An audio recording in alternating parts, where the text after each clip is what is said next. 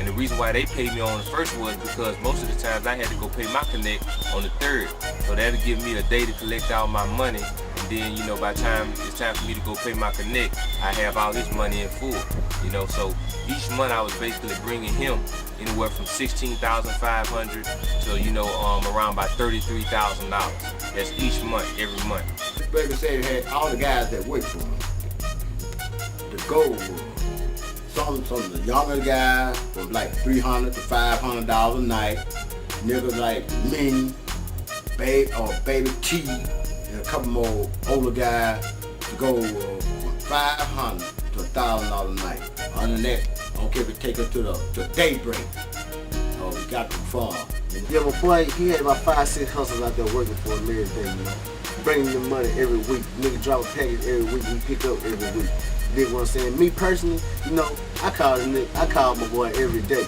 I had one connect, he was giving me like 360 grams a month on consignment.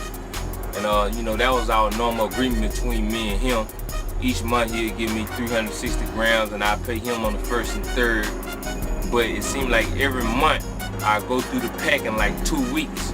So actually each month I was actually going through like 720 grams a month, you know, and that's like 30 ounces, 6 ounces short of a kilo.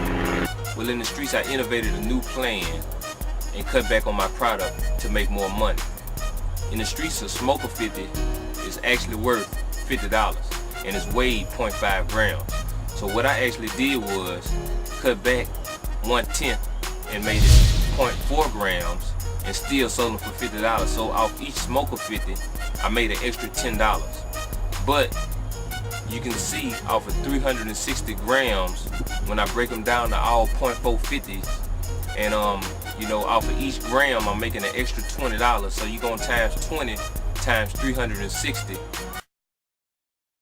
So each month I was making anywhere from 15 to 20,000, regardless of me, you know, just moving or getting out there and selling myself. And he was my supplier. Well, I developed another plan. And basically what this plan was, I extended the credit limit to each drug addict who got checks on the 1st, 3rd, the 15th, and those who had jobs who got paid weekly and bi-weekly. And you know, just on the 1st and 3rd, I had over 20 drug users who used to give me their whole check. You know, some of them got checks for $500, $600 a month, $900 a month, you know, and I extended them a credit limit based on their ability to pay. So the way I looked at it was, if I had 20 drug users and each one of them, you know, gave me $500 each month, that was $10,000 a month without me even doing that. And that was just based on the credit plan. And that had nothing to do with the drug users who I, you know, gave a credit limit to weekly, bi-weekly, and every 15th. Oh, everybody came to Babysavaggge because they never got turned down. They ain't got no money. They still gonna drop them something. That's right. They always came. They always come, and he never talked bad to a smoker.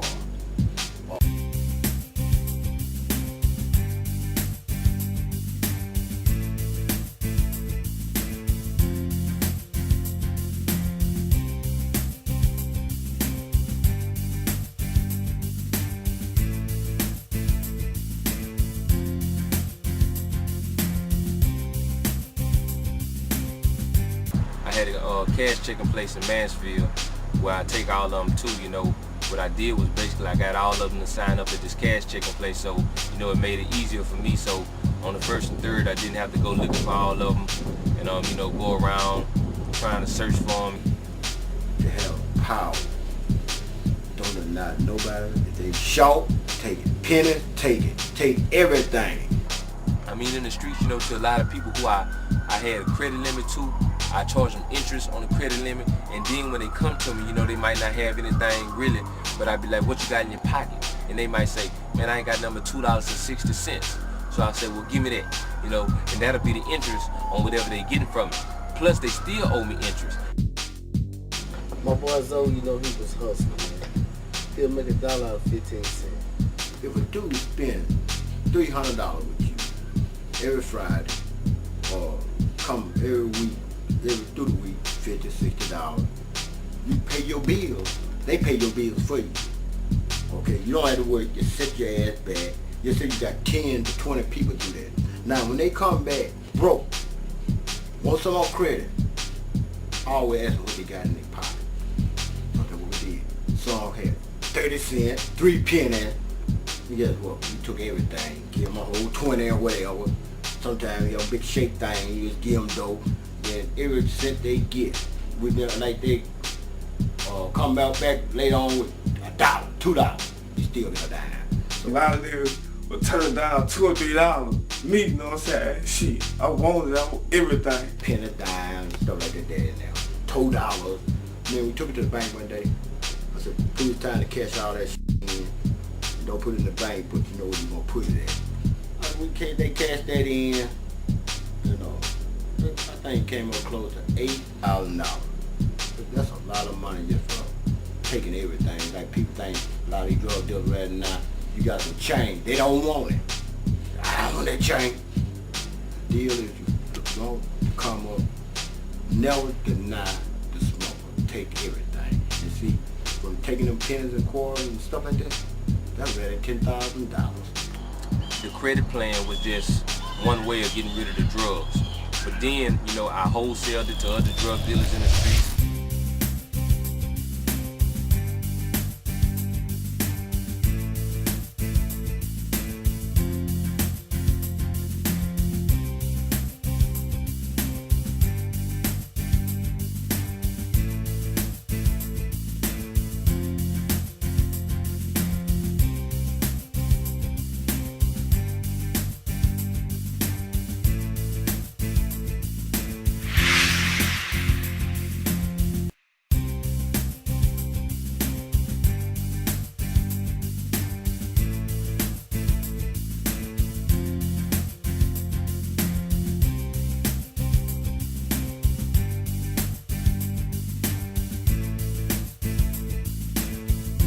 The money was rolling like that. It was rolling hard, man. I was making major cash and major fags, you dig what I'm saying? And then he come pick up every day, you know, cause I'm out there doing the 5150. And he was out there, way out there.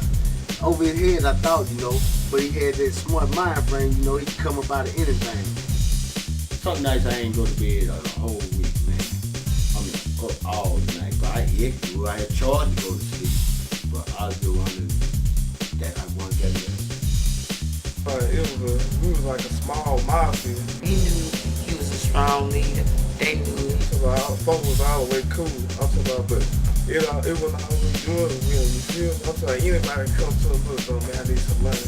If he know anything about that hustle in the street, so he gonna find something for him to do. You feel me? Get out there and watch some cars. Watch some cars, give you $10. Get mama, grandma, yard, whatever. He had all the guys on the east side working for him. And he's always been a helpful, kind-hearted person, a person that reach out and try to give back in the community. He wasn't all about taking. He made mistakes like I always do, and we have to go through that in order to get where the Lord wants us to be. And as of now, he is a young entrepreneur with investing in houses, fixing them up in our black communities, renting out. If you needed help, he was there for you to give you a helping hand financially or with a word of advice. You know, because I dealt with a lot of people. I was the type of person, you know, I tried to show love to everybody in the streets no matter what you did. If you didn't sell drugs, then I had something else for you to do. You know, I'll give you some work, you know, mow a yard, help me paint a house, different type of things of that nature to make money. But if you was in the streets and you was selling drugs, then I gave you that package. And when I gave you that package, I gave you that package. And, you know, and as long as you gave me my return, you had nothing to worry about. I was gonna continue to front you and put you on. Yeah, I'm talking about you were kind-hearted. You heard me? I'm talking about now I ain't gonna say to anybody. If a street nigga need his help, he has them, whatever. You know, give me an 8-ball, give me a 50. You know what I'm saying? You put it in their hand. And you know they need it, you hear me? If they bring it back to him, you hear me? Bring him the cut back. And show him they loyal, you hear me? He gonna mess with him, cause they what kind of nigga he is. He ain't gonna just turn everybody down.